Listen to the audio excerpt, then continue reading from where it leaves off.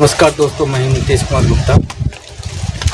कभी कभी ऐसा हो जाता है कि हम जो चीज़ नहीं चाहते हैं करना, जिस चीज़ का अनुमान नहीं लगाए होते हैं, वो हमारे साथ घटना घटित हो जाती है और गलती से हम वो चीज़ें कर बैठते हैं जिसका कि अनुमान नहीं लगाए होते हैं। करना कुछ चाहते हैं, हो कुछ जाता है। कभी कभी ऐसा भी इस चीज़ का लोग फ़ायदा उठाते हैं। वो कहते हैं कि ये चीज़ें गलती से हमसे होगी, जबकि वो जानबूझ करके इस तरीके की चीज़ों को करते हैं और इसका फ़ायदा उठाना चाहते हैं। तो हम देखेंगे कि इस दोनों चीज़ों को कैसे पता किया जाए, इस दोनों चीज़ों को कैसे पता किया जाए कि किसने जानबूझ करके किया है और किसने गलती से किया है, और उसी हिसाब से सज़ा भी तय होती है। जिसने गलती से किया है उसकी सज़ा कम होती है, जिसने जानबूझ करके किया है उसकी सज़ा ज़्यादा होती है। तो हम देखेंगे सेक्शन 299 आईपीसी में, जिसमें कि कल्पेबल होमिसाइड है। कल्पेबल होमिसाइड का अर्थ होता है कि ह्यूमन बीइंग के द्वारा ह्यूमन बीइंग का किलिंग होना, ह्यूमन बीइंग का की हत्या होना। तो और एक होता है सेक्शन 300 में है मर्डर के बारे में हम भी जाने। कल्पेबल होमिसाइड यानी 299, जिसमें कि पनिशमेंट कम है, और जो मर्डर चार्जेज हैं उसमें पनिशमेंट ज़्यादा है।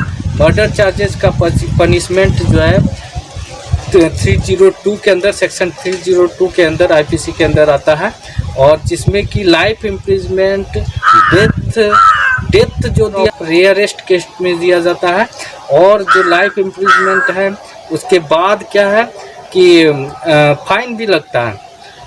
और इसमें क्या है कि जैसे 299 में कल्पेबल होमिसाइड में जो कि मर्डर नहीं है, वहाँ पे क्या है, वहाँ पे कम सज़ा है। वहाँ पे सज़ा है कि आपका जो है डेथ नहीं मिलेगा। उस केस में अगर नॉलेज नहीं था, आपका इंटेंशन था मारने का, लेकिन डेथ का इंटेंशन नहीं था कि इससे मर ही जाएगा, तो वहाँ पे जो है क्या लगेगा, वहाँ पे आपका सेक्शन 304 के अंतर्गत क्या आ जाएगा कि वहाँ पे आपको पनिशमेंट कम है।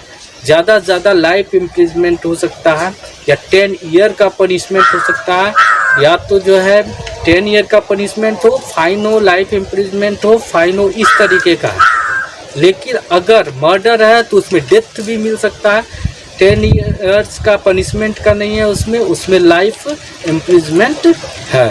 तो दोस्तों, हम समझ गए कि किस तरीके से अंतर है culpable homicide not amounting to murder, और मर्डर में क्या अंतर है। कल्पेबल होमिसाइड जो है सेक्शन 299 आईपीसी के अंतर्गत आता है, और 300 के अंतर्गत आता है मर्डर।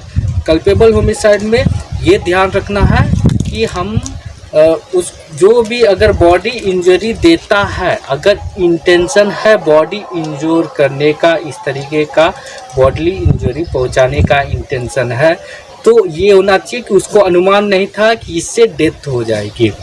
लेकिन मर्डर में क्या है कि बॉडी इंजरी का इंटेंशन है, और उसको ये भी पता है कि ऐसा बॉडी इंजरी है जिससे कि डेथ हो सकती है। उसको ये पता है, उसका इंटेंशन है कि अगर यहाँ पे ऐसे इस तरीके से मारेंगे तो उसकी डेथ हो ही जाएगी, तो वहाँ पे मर्डर चार्ज लगेगा। बॉडी इंजरी में क्या है कि भले डेथ का जो है, मर्डर में क्या डेथ का भले जो है अनुमान नहीं लगा, लेकिन ऐसा बॉडी इंजरी इस जगह से इस तरीके से मारा बोली कि क्या हो जाएगा, कोई भी कह सकता है कि इतना मारेगा तो ये मर जाएगा।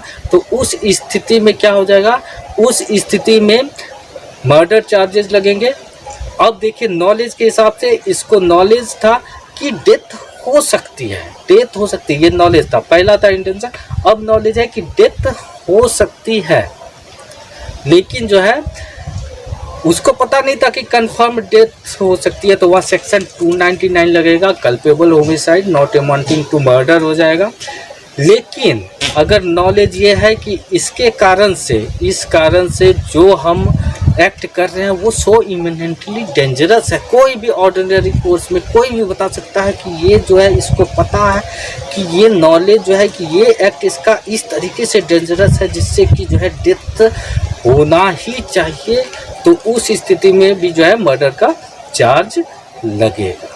धन्यवाद दोस्तों, मिलते हैं अगले वीडियो में।